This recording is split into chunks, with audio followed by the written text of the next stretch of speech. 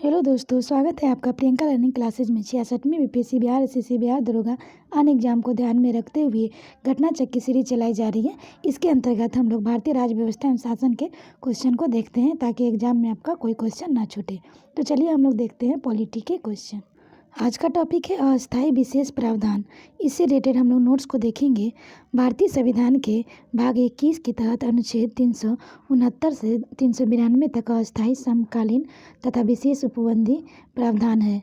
अनुच्छेद 370 का संबंध जम्मू कश्मीर राज्य के अस्थायी उपबंधों से था। जम्मू कश्मीर को छोड़कर भारत में एक ही संविधान के अंतर्गत केंद्र एवं समस्त राज्यों की संपूर्ण व्यवस्था का संचालन किया जाता था। ज्ञातव्य है कि जम्मू कश्मीर का संविधान 17 नवंबर 1956 को अंगीकार किया गया था तथा 26 जनवरी 1957 को यह प्रभाव में आया था। नेक्स्ट है संविधान के भाग 6 राज्य के बारे में उपबंध के अध्याय 1 के अनुच्छेद 152 में राज्य को परिभाषित करते हुए जम्मू कश्मीर राज्य को इनमें शामिल नहीं किया गया था। नेक्स्ट है अनुच्छेद 371 के अंतर्गत महाराष्ट्र एवं गुजरात राज्यों के संबंध में विशेष उपबंध है। अनुच्छेद 371 क में नागालैंड राज्य के संबंध में विशेष उपबंध किया गया है। नेक्स्ट है अनुच्छेद 371 ख में असम, अनुच्छेद 371 ग में मणिपुर, अनुच्छेद 371 घ में आंध्र प्रदेश तथा तेलंगाना के संबंध में विशेष उपबंध। अनुच्छेद 371 च में सिक्किम, अनुच्छेद 371 छ में मिजोरम, अनुच्छेद 371 ज में अरुणाचल प्रदेश, अनुच्छेद 371 झ में गोवा तथा अनुच्छेद 371 न में कर्नाटक राज्य से संबंध में विशेष उपबंध किया गया है। ज्ञातव्य है कि 6 अगस्त 2019 को संसद की संस्तुति राष्ट्रपति द्वारा जारी अधिसूचना द्वारा अनुच्छेद 370 के तहत जम्मू और कश्मीर की विशेष स्थिति को समाप्त करने की घोषणा की गई है, जबकि राष्ट्रपति द्वारा जारी संविधान जम्मू एवं कश्मीर पर लागू आदेश 2019 द्वारा राष्ट्रपति के 1954 के आदेश को प्रतिस्थापित कर दिया गया है। जम्मू एवं कश्मीर पुनर्गठन अधिनियम 2019 के अनुसार अविभाजित जम्मू कश्मीर और जम्मू और कश्मीर संघ राज्य क्षेत्र और लद्दाख संघ के राज्य के क्षेत्र के रूप में पुनर्गठित कर दिया गया है। यह अधिनियम 31 अक्टूबर 2019 से प्रभावी है। अब हम लोग इसे रिलेटेड क्वेश्चन देखते हैं। पहला क्वेश्चन है भारत संविधान के किस अनुच्छेद में विभिन्न राज्यों से संबंधित विशिष्ट प्रावधान का उल्लेख है? तो इसका आंसर होगा अनुच्छेद 371। इसकी व्याख्या है अनुच्छेद 369 राज्य सूची के कुछ विषयों के संबंध में विधि बनाने की संसद की इस प्रकार की अस्थायी शक्ति संविधान के प्रारंभ से 5 वर्ष के दौरान हेतु मानो वे समवर्ती सूची के हो। अनुच्छेद 370 जम्मू और कश्मीर राज्य के संबंध में अस्थायी उपबंध था। अनुच्छेद 371 से 371 झ तक महाराष्ट्र और गुजरात, नागालैंड, असम, मणिपुर, आंध्र प्रदेश, सिक्किम, मिजोरम, अरुणाचल प्रदेश, गोवा राज्यों के संबंधों में विशेष उपबंध। अनुच्छेद 372 विद्यमान विधियों के प्रवृत्त बने रहना, उनका अनुकूलन। नेक्स्ट है भारत में एक ही संविधान प्रत्येक राज्य और केंद्र के लिए है, केवल एक राज्य इसका अपवाद है, वह है। इसके आंसर हम लोग देखते हैं व्याख्या में। भारत में एक ही संविधान प्रत्येक राज्य और केंद्र के लिए है, परंतु जम्मू कश्मीर राज्य इसका अपवाद था, क्योंकि अनुच्छेद 370 द्वारा जम्मू कश्मीर राज्य के संबंध में कुछ विशेष अस्थायी उपबंध किए गए थे।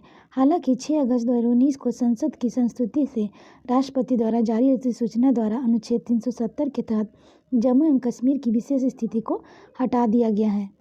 नेक्स्ट है भारत के संविधान के अनुच्छेद 371 ख में निम्न राज्यों में से किसके लिए विशेष उपबंध प्रावधानित है? तो होगा असम। इसकी व्याख्या है भारतीय संविधान के भाग 21 के तहत अस्थायी समकालीन और विशेष उपबंधों के अंतर्गत अनुच्छेद 371 ख में असम राज्य के लिए विशेष उपबंध किया गया है। नेक्स्ट है निम्नलिखित राज्यों में से किसके लिए संविधान के अनुच्छेद 371 के अंतर्गत विशेष प्रावधान किया गया है? तो महाराष्ट्र तथा गुजरात। संविधान के अनुच्छेद 371 के अंतर्गत महाराष्ट्र और गुजरात राज्यों के संबंध में विशेष उपबंध है। नेक्स्ट क्वेश्चन देखते हैं। भारतीय संविधान में कश्मीर को विशेष राज्य का दर्जा देने का अभिप्राय है। तो इसमें व्याख्या देखें। भारतीय संविधान के अनुच्छेद 370 के अंतर्गत जम्मू और कश्मीर राज्य को विशेष दर्जा प्रदान किया गया था। इस राज्य का अपना अलग संविधान था। यहाँ का प्रशासन एवं प्रावधान भारत के अन्य शेष राज्यों के पृथक था। संविधान के भाग 6 राज्य के बारे में उपबंध के अध्याय 1 में अनुच्छेद 152 के राज्य को परिभाषित करते हुए जम्मू और कश्मीर राज्य को इसमें शामिल नहीं किया गया था। वर्तमान में ऐसी स्थिति नहीं है। नेक्स्ट है भारतीय संविधान का अनुच्छेद 370 है, हो जाएगा एक अस्थायी और समकालीन उपबंध। इसकी व्याख्या है भारतीय संविधान के भाग 21 के अंतर्गत एक अस्थायी, समकालीन और विशेष उपबंध की व्यवस्था की गई है, जिसके तहत जम्मू कश्मीर के लिए विशेष उपबंध अनुच्छेद 370 में वर्णित था। नेक्स्ट क्वेश्चन है भारतीय संविधान का अनुच्छेद 370 संबंधित है जम्मू कश्मीर राज्य से। नेक्स्ट है भारत के संविधान के वे अनुच्छेद जो जम्मू कश्मीर राज्य में स्वयं सत्वमेव लागू होते हैं वे है। तो इसका आंसर हम लोग देखते हैं। इसका आंसर है प्रश्नकाल के दौरान भारतीय संविधान का अनुच्छेद 1 एवं अनुच्छेद 370 जम्मू कश्मीर राज्य में स्वमेव लागू होते थे। अनुच्छेद 1 जहां जम्मू कश्मीर राज्य को भारतीय क्षेत्र के अभिन्न भूभाग घोषित करता था, वहीं अनुच्छेद 370 जम्मू कश्मीर राज्य को विशेष दर्जा प्रदान करता था। वर्तमान में जम्मू कश्मीर राज्य अस्तित्व में नहीं है। इसके स्थान पर जम्मू और कश्मीर लद्दाख नामक 2 संघ राज्य क्षेत्र अस्तित्व में है। विशेष दर्जे को भी समाप्त कर दिया गया है। नेक्स्ट है संविधान के किस अनुच्छेद के अनुसार जम्मू और कश्मीर राज्य को एक विशेष दर्जा प्राप्त है। तो इसमें इसकी व्याख्या हम लोग उपयुक्त देख चुके हैं, होगा जम्मू कश्मीर। नेक्स्ट क्वेश्चन है जम्मू कश्मीर का सदर रियासत पदनाम कब बदलकर राज्यपाल कर दिया गया है। तो इसकी व्याख्या देखें। जम्मू एवं कश्मीर की संविधान सभा में महाराजा के आनुवंशिक शासन को समाप्त कर सर्वप्रथम कर्ण सिंह को 1951 में सदर रियासत के रूप में निर्वाचित किया। आगे चलकर जम्मू एवं कश्मीर संविधान में 6ठे संविधान संशोधन अधिनियम 1965 द्वारा सदर रियासत नाम बदलकर राज्यपाल तथा वजीर आजम के नाम पर बदलकर मुख्यमंत्री कर दिया गया। प्रश्न के विकल्प में सही उत्तर उपलब्ध नहीं है। नेक्स्ट देखते हैं निम्न घटनाओं का कालक्रम व्यवस्थित कीजिए। तो पहला है महाराजा हरि सिंह ने विलय पत्र पर हस्ताक्षर किए। दूसरा भारत का संविधान लागू हुआ। तीसरा जम्मू कश्मीर की प्रभुसत्ता संपन्न संविधान सभा ने भारत में विलय को अनुमोदित किया। चौथा जम्मू और कश्मीर राज्य का नया संविधान लागू हुआ। तो इसका आंसर होगा पहला, दूसरा और तीसरा, चौथा सभी होगा। इसकी व्याख्या देखते हैं। जम्मू और कश्मीर के महाराजा हरि सिंह ने 26 अक्टूबर 1947 को भारत के साथ विलय पत्र पर हस्ताक्षर किए थे। भारत का संविधान 26 नवंबर 1949 को अंगीकृत किया गया था तथा इसी दिन संविधान के नागरिकता अंतःकालीन संसद अस्थायी एवं समकालीन उपबंध लागू हो गए, जबकि पूरा संविधान 26 जनवरी 1950 को लागू हुआ। जम्मू कश्मीर की प्रभुसत्ता संपन्न संविधान सभा ने जम्मू कश्मीर के संविधान को 11 नवंबर 1957 को स्वीकार करने के साथ भारत में विलय के अनुमोदित किया था, जबकि जम्मू कश्मीर राज्य का नया संविधान 26 नवंबर 1957 को प्रवृत्त हुआ था। नेक्स्ट टॉपिक अब हम लोग देखते हैं चुनाव आयोग। काफ़ी इंपॉर्टेंट है, यहाँ से एग्जाम में क्वेश्चन बनता है इस बार के लिए, तो काफ़ी इंपॉर्टेंट टॉपिक है। इसका नोट्स देखते हैं। संविधान के भाग 15 के तहत अनुच्छेद 324 से 329 तक निर्वाचन से संबंधित प्रावधान उल्लेखित है। अनुच्छेद 324 के तहत एक निर्वाचन आयोग की व्यवस्था की गई है। यह एक अस्थायी और स्वतंत्र निकाय है। नेक्स्ट है यह आयोग संसद, राज्य विधानमंडल, राष्ट्रपति, उपराष्ट्रपति के पदों के निर्वाचन के लिए निर्वाचन नामावली तैयार कराने, निर्वाचनों के संचालन का अधीक्षक, निर्देशन और नियंत्रण के लिए जिम्मेदार होता है। नेक्स्ट है अनुच्छेद 324(2) के अनुसार निर्वाचन आयोग मुख्य निर्वाचन आयुक्त और उतने अन्य निर्वाचन आयुक्तों से जितने समय समय पर राष्ट्रपति नियत करे मिलकर बनेगा। मुख्य निर्वाचन आयुक्त और अन्य निर्वाचन आयुक्तों की नियुक्ति राष्ट्रपति द्वारा की जाती है। नेक्स्ट है 15 अक्टूबर 1989 तक निर्वाचन आयोग एक सदस्यीय था, जिसमें केवल निर्वाचन आयोग की होता था। 16 अक्टूबर 1989 का सर्वप्रथम निर्वाचन आयोग में 2 अतिरिक्त निर्वाचन आयुक्तों की नियुक्ति की गई, परंतु 1 जनवरी 1990 तक ही यह पद पर है। 1 अक्टूबर 1993 को पुनः 2 अतिरिक्त निर्वाचन आयुक्तों की नियुक्ति की गई। तब से यह आयोग 3 सदस्यीय है। राष्ट्रपति निर्वाचन आयोग की सलाह पर प्रादेशिक आयुक्तों की नियुक्ति कर सकता है। वर्तमान में निर्वाचन आयोग में 3 निर्वाचन आयुक्त हैं। इसके पास समान शक्तियाँ होती है तथा उसमें वेतन, भत्ते और दूसरे अनुलाभ भी शामिल होते हैं, जो कि सर्वोच्च न्यायालय के न्यायाधीश के समतुल्य होता है। निर्वाचन आयुक्तों का कार्यकाल 6 वर्ष या 65 वर्ष की आयु तक जो पहले होता है। अनुच्छेद 324(5) के अनुसार मुख्य निर्वाचन आयुक्तों को उसके पद से उसी रीति से उन्हीं आधारों पर हटाया जाएगा जिससे सर्वोच्च न्यायालय के न्यायाधीश को हटाया जाता है। इसकी व्याख्या देखें। किसी अन्य निर्वाचन आयुक्त या प्रादेशिक आयुक्त को मुख्य निर्वाचन आयुक्त का सिफारिश पद हटाया जाएगा। चुनाव की अधिसूचना लोकसभा राज्यसभा के लिए राष्ट्रपति तथा विधानसभा विधान परिषद के लिए संबंधित राज्य का राज्यपाल जारी करता है। नेक्स्ट है, अनुच्छेद 326 के तहत वयस्क मताधिकार का प्रावधान किया गया है। भारत में मत देने के अधिकार एक वैधानिक अधिकार है।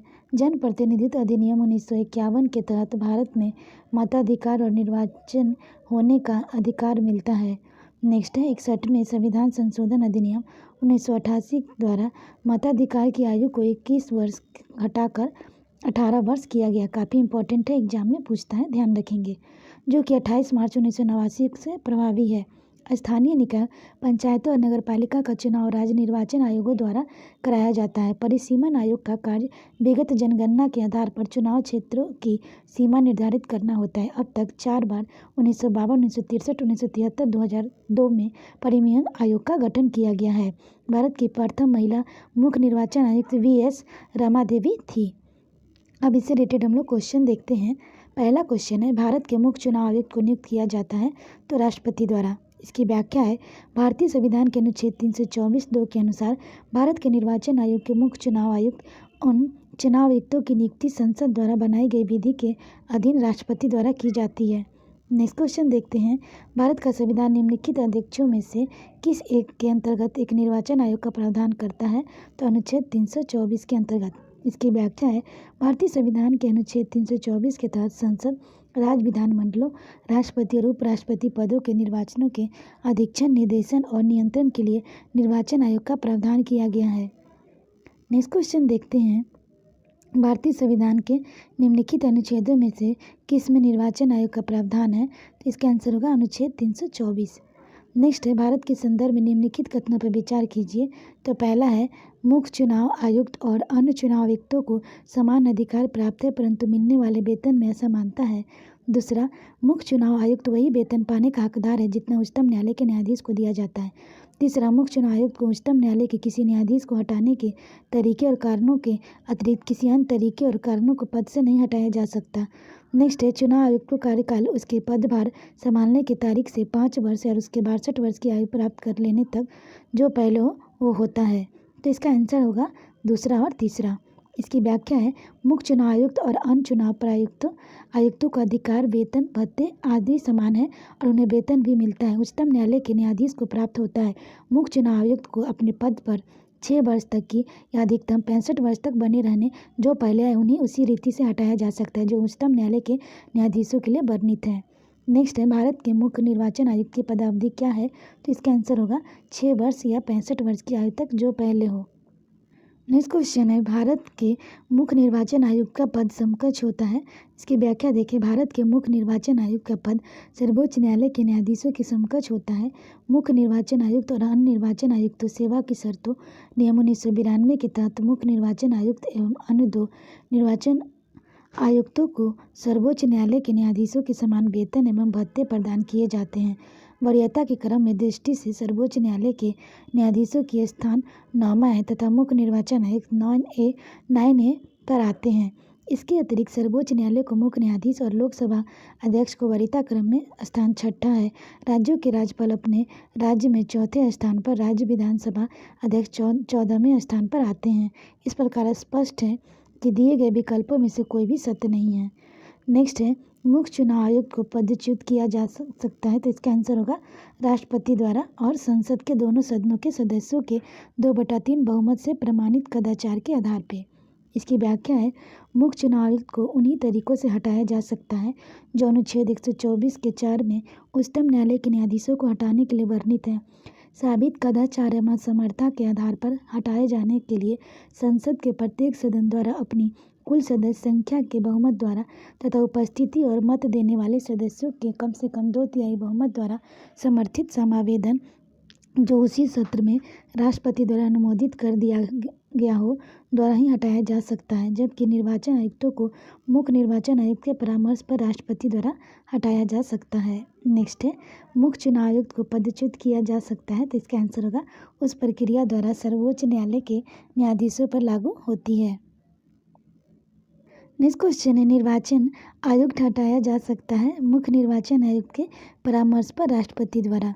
नेक्स्ट है, निम्न में से कौन भारत में राजनीतिक दलों को मान्यता प्रदान करता है? तो इसका आंसर होगा भारत का निर्वाचन आयोग। इसकी व्याख्या है, भारत का निर्वाचन आयोग भारत में राजनीतिक दलों को मान्यता प्रदान करता है। चुनाव चिन्ह, आरक्षण एवं आवंटन आदेश 1968 में संशोधन के अनुसार किसी राजनीतिक दल को राष्ट्रीय स्तर, राज्य स्तरीय या क्षेत्रीय स्तर पर मान्यता प्रदान करता है और उन्हें चुनाव चिन्ह भी आवंटित करता है। भारतीय संविधान के अनुच्छेद 324 के तहत निर्वाचन का अधीक्षण, निर्देशन और नियंत्रण निर्वाचन आयोग में निहित है। नेक्स्ट है, भारत में राजनीतिक दलों को निम्नलिखित में से किसके द्वारा पंजीकृत और मान्यता प्रदान की जाती है? तो इसका आंसर होगा भारत के निर्वाचन आयोग द्वारा। नेक्स्ट है, भारत के निर्वाचन आयोग के निम्नलिखित में से कौन से कृत हैं? तो इसका आंसर होगा कोई नहीं। नेक्स्ट क्वेश्चन है, भारत के निर्वाचन आयोग के कार्य है? तो इसका आंसर होगा पहला, संसद एवं राज्य विधानमंडलों के सभी चुनाव करवाना। दूसरा, राष्ट्रपति उपराष्ट्रपति पदों के लिए चुनाव करवाना। चौथा, निर्वाचन सूचियाँ तैयार कराने में कार्य का निरीक्षण, निर्देशन एवं नियंत्रण। नेक्स्ट, इसकी व्याख्या देखिए। संविधान के अनुच्छेद 324 के खंड 1 के अनुसार इस संविधान के अधीन संसद और प्रत्येक राज्य के विधानमंडल के लिए कराए जाने वाले सभी निर्वाचनों, राष्ट्रपति और उपराष्ट्रपति के पदों के निर्वाचनों हेतु निर्वाचक नियमावली तैयार कराने और उन सभी निर्वाचनों के संचालन का अधीक्षण, निर्देशन और नियंत्रण एक आयोग में निहित होगा, जिसे इस संविधान में निर्वाचन आयोग कहा गया है। टिप्पणी है, किसी राज्य में स्वतंत्र और निष्पक्ष चुनाव के लिए अनुकूल दशा न होने पर राष्ट्रपति शासन लगाए जाने की संस्तुति निर्वाचन आयोग नहीं करता। विस्तृत अध्ययन के लिए संविधान के अनुच्छेद 356 खंड 5 और 4 और 3 अवलोकन करना होगा। नेक्स्ट है, निम्नलिखित में से कौन से एक कार्य भारत के निर्वाचन आयोग से संबंधित नहीं है? तो इसका आंसर होगा विधानमंडलों के चुनाव के लिए उचित प्रावधान करना। नेक्स्ट क्वेश्चन देखते हैं, राष्ट्रपति का चुनाव निम्न में से किसके द्वारा संचालित किया जाता है? तो इसका आंसर होगा भारत के निर्वाचन आयोग द्वारा। नेक्स्ट है, निम्नलिखित कथनों पर विचार कीजिए। तो पहला है, भारत का निर्वाचन आयोग 5 सदस्यीय निकाय है। दूसरा, संघ का गृह मंत्रालय आम चुनाव और उपचुनाव दोनों के लिए चुनाव कार्यक्रम तय करता है। तीसरा, निर्वाचन आयोग मान्यता प्राप्त राजनीतिक दलों में के विभाजन, विलय से संबंधित विवाद निपटारक है। तो इसका आंसर होगा केवल 3। निर्वाचन आयोग के मान्यता प्राप्त राजनीतिक दलों के विभाजन, विलय से संबंधित विवाद निपटाता है। इसकी व्याख्या है, भारत का निर्वाचन आयोग एक ही सदस्यीय निकाय है जिसमें एक मुख्य निर्वाचन आयुक्त तथा 2 निर्वाचन आयुक्त होते हैं। राष्ट्रपति, उपराष्ट्रपति, राज्य विधायिका तथा संसद के चुनाव के अधीक्षण, निर्देशन तथा नियंत्रण की शक्ति निर्वाचन आयोग में है। इस प्रकार आम चुनाव और उपचुनाव के लिए चुनाव कार्यक्रम निर्वाचन आयोग तय करता है, न कि गृह मंत्रालय। इसके अलावा निर्वाचन आयोग की मान्यता प्राप्त राजनीतिक दल के विभाजन, विलय से संबंधित विवाद भी निपटाता है। नेक्स्ट है, निम्न में से किसका संबंध चुनाव आयोग से नहीं है? तो इसका आंसर होगा चुनाव की अधिसूचना जारी करना। इसकी व्याख्या है, निर्वाचन आयोग की सिफारिश पर चुनाव की अधिसूचना लोकसभा और राज्यसभा के लिए राष्ट्रपति, विधानसभा और विधान परिषद के लिए संबंधित राज्य का राज्यपाल जारी करता है। इसके बाद समय, निर्वाचन तथा आदि की अधिसूचना निर्वाचन आयोग द्वारा की जाती है। नेक्स्ट क्वेश्चन है, भारत में निर्वाचन प्रक्रम के आरंभ में विषय के निम्नलिखित में से कौन सा सही है? तो इसका आंसर होगा निर्वाचन आयोग द्वारा निर्वाचन की सिफारिश और राष्ट्रपति अथवा राज्य के राज्यपाल द्वारा निर्वाचन की अधिसूचना जारी किया जाना। नेक्स्ट देखते हैं, भारत में विविध निर्वाचनों के लिए निम्नलिखित में से कौन सी निर्वाचन प्रणालियाँ स्वीकृत की गई है? तो इसका आंसर होगा पहला और दूसरा, बेशक मताधिकार के आधार पर प्रत्यक्ष निर्वाचन प्रणाली और दूसरा, एकल संक्रिय मत के द्वारा अनुपातिक प्रतिनिधित्व की प्रणाली। इसकी व्याख्या देखिए, भारत में निर्वाचन की प्रत्यक्ष और अप्रत्यक्ष दोनों ही निर्वाचन प्रणालियाँ अपनाई गई है। राष्ट्रपति, उपराष्ट्रपति, राज्यसभा और विधान परिषदों हेतु निर्वाचन एकल संक्रमणीय मत प्रणाली द्वारा अनुपातिक प्रतिनिधित्व पद्धति के माध्यम से अप्रत्यक्ष रूप से संपन्न होता है, जबकि लोकसभा, राज्य विधानसभा के चुनाव व्यक्ति मताधिकार के आधार पर प्रत्यक्ष ढंग से संपन्न होते हैं। नेक्स्ट है, सांसदों की अयोग्यता संबंधी विवाद पर कौन निर्णय देता है? तो निर्वाचन आयोग के परामर्श से राष्ट्रपति। इसकी व्याख्या है, संविधान के अनुच्छेद 103 के तहत सांसदों की अयोग्यता, निरर्हता संबंधी विवाद का विनिश्चय राष्ट्रपति निर्वाचन आयोग के परामर्श के अनुसार करता है। नेक्स्ट क्वेश्चन देखते हैं, संसद के सदस्य के निरंतरता से संबंधित प्रश्न का विनिश्चय करते समय राष्ट्रपति निम्नलिखित में से किसकी राय प्राप्त करेगा? तो भारत के निर्वाचन आयोग की। नेक्स्ट है, यदि किसी राज्य विधानसभा के निर्वाचन में निर्वाचित घोषित वाला प्रत्याशी अपनी निश्चित राशि जमानत राशि खो देता है तो उसका अर्थ है निर्वाचन लड़ने वाले प्रत्याशियों की संख्या बहुत अधिक थी। इसकी व्याख्या है, प्रत्येक उम्मीदवार को निर्वाचन में निर्धारित जमानत राशि रखनी पड़ती है और यदि वह कुल पड़े वैध मतों का न्यूनतम 1/6 भाग नहीं प्राप्त करता है तो वह राशि खो बैठता है। इसका विकल्प के अनुसार यदि चुनाव लड़ने वाले प्रत्याशियों की संख्या अधिक हो तो वह संभव हो सकता है। नेक्स्ट है, न्यायालय द्वारा अपराधी घोषित किए गए व्यक्ति को चुनाव लड़ने के अयोग्य करार देने पर निर्णय किया गया है तो संसद द्वारा। इसकी व्याख्या है, न्यायालय द्वारा अपराधी घोषित किए गए व्यक्ति को चुनाव लड़ने के लिए अयोग्य करार देने का निर्णय संसद द्वारा किया गया है। संसद द्वारा बनाए गए जनप्रतिनिधित्व अधिनियम 1951 की धारा 8(3) के अनुसार यदि किसी व्यक्ति को न्यायालय द्वारा आपराधिक करार देते हुए 2 वर्ष या अधिक की सज़ा सुनाई जाती है तो वह सज़ा के दौरान उसके पश्चात अगले 6 वर्षों की अवधि के लिए चुनाव लड़ने के लिए अयोग्य हो जाता है। नेक्स्ट है, भारत में मताधिकार और निर्वाचन होने का अधिकार है विधिक अधिकार। इसकी व्याख्या देखिए, जनप्रतिनिधित्व अधिनियम 1951 के धारा 79D के निर्वाचन अधिकार पर परिभाषित किया गया है जिसमें किसी व्यक्ति के किसी चुनाव में एक उम्मीदवार होने या उम्मीदवार होने के नाम पर वापस लेने और चुनाव के मतदान करने या मतदान करने में विरत रहने के अधिकार को शामिल किया गया है। ज्योति बसु अन्न बनाम देवी घोषाल को अनुवाद में सर्वोच्च न्यायालय ने निर्वाचित होने के अधिकार को विधिक अधिकार के रूप में घोषित किया। इस प्रकार जनप्रतिनिधित्व अधिनियम 1951 की धारा 62 में मताधिकार का वर्णन किया गया है। सर्वोच्च न्यायालय द्वारा भी मताधिकार को विधिक वैधानिक अधिकार घोषित किया गया है। अतः स्पष्ट है कि भारत में मताधिकार और निर्वाचित होने का अधिकार एक वैधानिक अधिकार है। नेक्स्ट है, भारत में मताधिकार और निर्वाचन होने का अधिकार है तो हो जाएगा विधिक अधिकार एक अधिनियम के अंतर्गत। नेक्स्ट देखते हैं, भारत में मत देने के अधिकार निम्नलिखित अधिकारों में से कौन है? तो इसका आंसर होगा वैधानिक अधिकार। इसकी व्याख्या है, जनप्रतिनिधित्व अधिनियम 1951 के तहत भारत में मताधिकार और निर्वाचित होने का मत अधिकार मिलता है। चूँकि यह संसद द्वारा बनाए गए एक अधिनियम के तहत मिला हुआ है अतः यह विधिक अधिकार है। नेक्स्ट देखते हैं, लेकिन हालांकि उत्तर प्रदेश सरकार ने उत्तर कुंजी में मताधिकार को संवैधानिक अधिकार माना था। इसके आधार संविधान को 326 के तहत व्यक्ति मताधिकार का उल्लेख होना सकता था। नेक्स्ट है, नवयुवकों द्वारा 18 वर्ष की आयु में मताधिकार की पहली बार प्रयोग किया गया आम चुनाव में तो 1989 में। नेक्स्ट हम लोग देखते हैं इसकी व्याख्या, 61वें संविधान संशोधन अधिनियम 1988 द्वारा मताधिकार को आयु को 21 वर्ष से घटाकर 18 वर्ष किया गया था जो कि 28 मार्च 1989 से प्रभावी हुआ। नवयुवकों द्वारा 18 वर्ष की आयु पर मताधिकार की पहली बार प्रयोग नवंबर 1989 में संपन्न 9वीं लोकसभा के आम चुनाव में किया गया। नेक्स्ट है, केंद्र और राज्यों को व्यवस्थापिका के लिए मतदान का न्यूनतम उम्र की सीमा 21 वर्ष से घटाकर 18 वर्ष की गई 61वें संविधान संशोधन 1989 से। नेक्स्ट है, किस संविधान संशोधन द्वारा मतदान की आयु 21 वर्ष से घटाकर 18 वर्ष की गई 61वें संशोधन द्वारा। नेक्स्ट है, भारतीय संविधान के द्वारा 61वें संशोधन अधिनियम निम्नलिखित में से एक से संबंधित है मतदाताओं की आयु घटाने जाने से। नेक्स्ट है, भारतीय संविधान का कौन सा अनुच्छेद लोकसभा और विधानसभा के प्रतिनिधित्व का निर्वाचित करने और अर्थात व्यक्ति मताधिकार का अधिकार प्रदान करता है? तो अनुच्छेद 326। नेक्स्ट क्वेश्चन है, इसकी व्याख्या देखते हैं। भारतीय संविधान के भाग 15 के अंतर्गत अनुच्छेद 326 के तहत लोकसभा प्रत्येक राज्य विधानसभा के लिए निर्वाचन व्यक्ति मताधिकार के आधार पर किए जाने वाले प्रावधान किया गया है। नेक्स्ट हम लोग देखते हैं संविधान में किस अनुच्छेद में व्यक्ति मताधिकार को मान्यता दी गई है? तो इसका आंसर होगा अनुच्छेद 326। इसकी व्याख्या है, संविधान के अनुच्छेद 326 में व्यक्ति मताधिकार संबंधी प्रावधान किया गया है। इसमें कहा गया कि लोकसभा प्रत्येक राज्य की विधानसभा के लिए निर्वाचन वैक्स मताधिकार के आधार पर होंगे।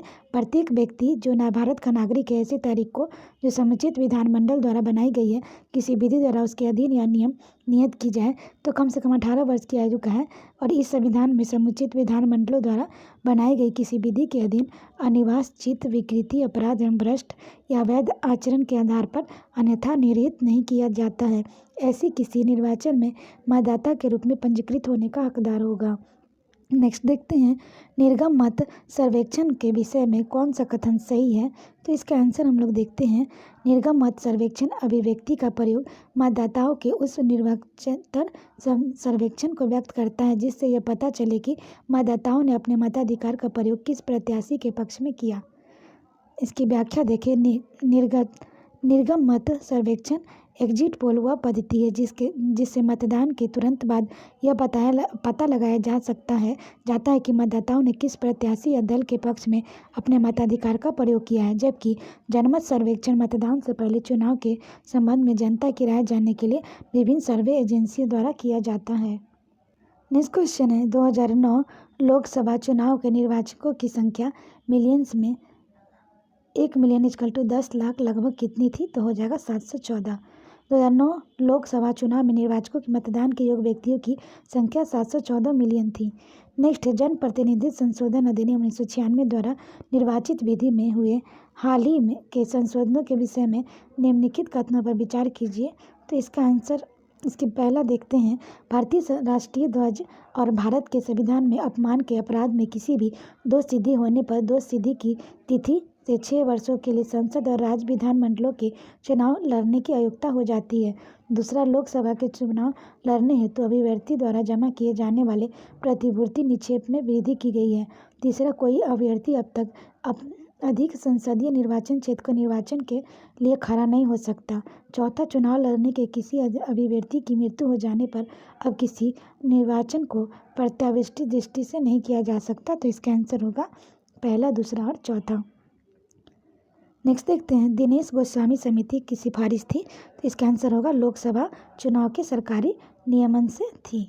इसकी व्याख्या है, दिनेश गोस्वामी 1990 की संयुक्त मोर्चा सरकार के दौरान विधि मंत्री थे। इसकी अध्यक्षता में चुनाव सुधारों की समिति गठन किया गया। इस समिति में लोकसभा चुनाव में सरकारी नियम की सिफारिश की गई थी। नेक्स्ट है, दिनेश गोस्वामी समिति संबंध था। तो इसका आंसर होगा निर्वाचन सुधारों से। नेक्स्ट देखते हैं, निम्नलिखित में से कौन भारत के चुनाव आयोग के सदस्य नहीं है। तो इसका आंसर व्याख्या में देखते हैं, वर्ष 2000 में डॉक्टर MS गिल चुनाव आयोग के अध्यक्ष थे और कृष्णामूर्ति लिंग 2 अन्य सदस्य थे। बाद में क्रमशः लिंग 2 और कृष्णामूर्ति की मुख्य चुनाव आयुक्त बने। वर्तमान में मुख्य चुनाव आयुक्त सुनील अरोड़ा है। अशोक लवासा और सुशील चंद्रा चुनाव आयुक्त हैं। नेक्स्ट है, बिहार की प्रथम महिला मुख्य निर्वाचन आयुक्त कौन थी। तो VS रमा देवी थी। इसकी व्याख्या है, भारत की प्रथम महिला मुख्य निर्वाचन आयुक्त VS रमा देवी थी। वे 26 नवंबर 1990 से 11 दिसंबर 1990 तक इस पद पर रही। नेक्स्ट है, उस देश में अनुपातिक प्रतिनिधित्व आवश्यक नहीं है जहां हो जाएगा द्विदलीय प्रणाली विकसित हुई है। इसकी व्याख्या देखें, अनुपातिक प्रतिनिधित्व प्रणाली का उद्देश्य समाज के प्रत्येक समूह को समुचित अनुपात में प्रतिनिधित्व उपलब्ध कराना है। अतः जहां देश में मात्र 2 दल है, द्विदलीय प्रणाली विकसित हुई है, वहां एक महत्वहीन हो जाती है। नेक्स्ट क्वेश्चन, नीचे 2 व्याख्यान दिए गए हैं। कथन है, संसद और राज्य विधानमंडलों के स्वतंत्र और निष्पक्ष चुनाव कराने की शक्तियां स्वतंत्र इकाई अर्थात निर्वाचन आयोग को दी गई है। कारण, निर्वाचन आयुक्तों को पद से हटाने का अधिकार कार्यपालिका के पास है। तो इसका आंसर होगा, कथन और कारण दोनों सही है। कारण सही स्पष्टीकरण नहीं करता है। इसकी व्याख्या देखिए, भारतीय संविधान के अनुच्छेद 324 के अंतर्गत संसद विधानमंडलों के निर्वाचन और निष्पक्ष चुनाव हेतु स्वतंत्र चुनाव आयोग का गठन किया गया है। मुख्य निर्वाचन आयुक्त को उसके पद से संसद उसी रीति से हटा सकती है जिस रीति से उच्चतम न्यायालय के न्यायाधीश को हटाया जाता है, अर्थात मुख्य निर्वाचन आयुक्त को हटाने का अधिकार विधायिका को है, लेकिन निर्वाचन आयुक्तों मुख्य निर्वाचन आयुक्तों को छोड़कर हटाने के लिए इस प्रक्रिया की आवश्यकता नहीं है। इन्हें मुख्य निर्वाचन आयुक्त की सिफारिश पर राष्ट्रपति अपनी कार्यपालिका शक्ति का प्रयोग कर हटा सकता है। कारण भी सत्य है। इस आधार पर कारण कथन की सही व्याख्या नहीं करता। वस्तुतः प्रश्न में भाषा और विश्लेषण का कारण भी भ्रम भी है। पहला है निर्वाचन आयुक्तों में मुख्य निर्वाचन आयुक्त अन्य निर्वाचन आयुक्तों को सभी शामिल किया जाए तो कारण गलत होगा। दूसरा, अन्य निर्वाचन आयुक्तों को हटाने का अधिकार मुख्य निर्वाचन आयुक्त में निहित है।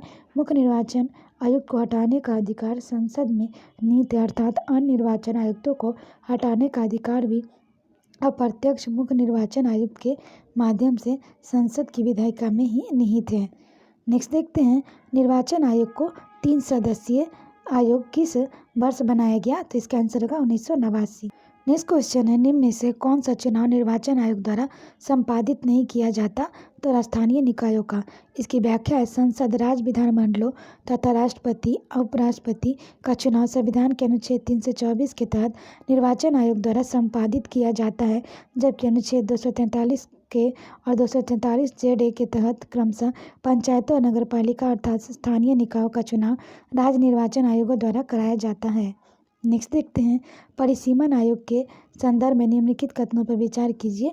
तो पहला है, परिसीमन आयोग के आदेशों को किसी न्यायालय में चुनौती नहीं दी जा सकती। दूसरा, परिसीमन आयोग के आदेश पर जब लोकसभा अथवा राज्य विधानसभा में सम्मुख रखे जाते हैं तब उन आदेशों में कौन संशोधन नहीं किया जा सकता? तो इसका होगा पहला और दूसरा। इसकी व्याख्या है, परिसीमन आयोग अधिनियम के अंतर्गत परिसीमन आयोग की स्थापना भारत सरकार द्वारा की जाती है। इसका मुख्य कार्य विगत जनगणना के आधार पर चुनाव क्षेत्रों की सीमा निर्धारित करना होता है। यह आयोग एक शक्तिशाली संस्था है जिसके आदेशों को किसी कानूनी न्यायालय में चुनौती नहीं दी जा सकती। इसके आदेश लोकसभा एवं संबंधित राज्य विधानसभाओं के समक्ष रखे जाते हैं, किंतु इन्हें आयोग के आदेशों के सुधार की अनुमति नहीं दी जाती। अब तक भारत में 4 बार 1952 से 1963, 1973, 2002 में परिसीमन आयोग का गठन किया गया है। नेक्स्ट है, निम्नलिखित में से कौन सा नेशनल वोटर डे है? तो इसका आंसर होगा 25 जनवरी। इसकी व्याख्या देखें तो राष्ट्रीय मतदाता दिवस वोटर डे 25 जनवरी को मनाया जाता है। भारत निर्वाचन आयोग की स्थापना उपलक्ष्य में लोकतांत्रिक प्रक्रिया में मतदाताओं और युवाओं की भागीदारी बढ़ाने के लिए यह दिवस 25 जनवरी 2011 को शुरू किया गया था। नेक्स्ट है, राष्ट्रीय मतदाता दिवस मनाया जाता है, तो इसका आंसर होगा 25 जनवरी को। नेक्स्ट देखते हैं, नीचे दिए गए कथन है, कथन अनुपातिक प्रतिनिधित्व की प्रणाली अल्पसंख्यकों के प्रतिनिधित्व की समस्या का कुछ हद तक समाधान कर सकती है। कारण अनुपातिक प्रतिनिधित्व की प्रणाली निर्जातीयता, लिंग, हितों और विचारधाराओं पर आधारित सभी प्रकार के समूहों का यथोचित प्रतिनिधित्व सुलभ बनाती है। तो इसका आंसर होगा कथन कारण दोनों सही है, कथन कारण का सही व्याख्या करता है। नेक्स्ट देखते हैं, अनुपातिक प्रतिनिधित्व की व्यवस्था निर्वाचन क्रिया प्रणाली के रूप में सुनिश्चित कराती है, तो जगह अल्पसंख्यकों के प्रतिनिधित्व को। नेक्स्ट देखते हैं, निम्नलिखित वक्तव्यों पर विचार कीजिए, नीचे दिए गए कोट में से सही उत्तर बताना है। पहला कथन है, राज्य निर्वाचन आयोग एक संवैधानिक प्राधिकरण है। कारण ग्रामीण स्थानीय निकायों के निर्वाचन पर भारत के निर्वाचन आयोग को निरीक्षण करता है, जिसका होगा कथन और कारण। कथन सही है, कारण गलत है। इसकी व्याख्या देखिए, राज्य निर्वाचन आयोग एक संवैधानिक प्राधिकरण है। संविधान 73वां संशोधन अधिनियम 1992 के तहत इसकी व्यवस्था की गई है। वही राज्यों में पंचायतों और शहरों निकायों के चुनाव में भारत के निर्वाचन आयोग की कोई भूमिका नहीं होती है। नेक्स्ट है, भारत में मतदान के लिए प्रयोग की जाने वाली मशीन वीवीपैट का संस्करण क्या है? तो होगा M3 है। इसकी व्याख्या है, पारदर्शी व्यवस्था की आधिकारिक पुष्टि के लिए निर्वाचन आयोग द्वारा voter verified paper audit trail VVPT का प्रयोग हो रहा है, पैट का प्रयोग हो रहा है। वर्तमान समय में मतदान के लिए वीवीपैट युक्त ईवीएम का M2 M3 संस्करण आयोग द्वारा प्रयोग में लाया जा रहा है, अतः विकल्प सी सही है। आशा करते हैं आपको ये वीडियो पसंद आया होगा। वीडियो पसंद आए तो इसे लाइक करें, शेयर करें, साथ ही चैनल को सब्सक्राइब करें। तो आज के लिए इतना है दोस्तों, फिर मिलते हैं नेक्स्ट टॉपिक के साथ। Thank you.